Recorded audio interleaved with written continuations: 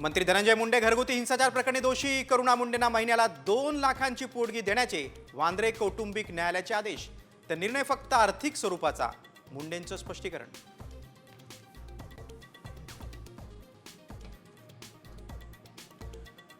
विरोधी पक्षात असतानाही फडणवीसांचा मुंडेंवर बरदस्त. करुणा मुंडेंचा आरोप. तर मुंडेंची आमदारकी रद्द करा, दमानियांची मागणी.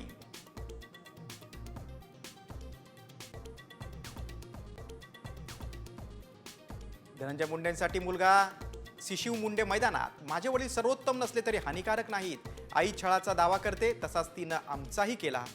शिशिव मुंडेंची पोस्ट सोशल मीडियावर व्हायरल.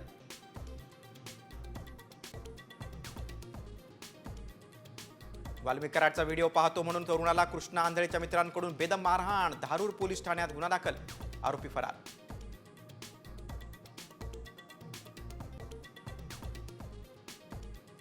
लाडकी बहीण योजनेच्या प्रसिद्धीसाठी सरकारकडून 3 कोटींची उधळपट्टी. सोशल आणि डिजिटल माध्यमातून प्रसिद्धी करणार.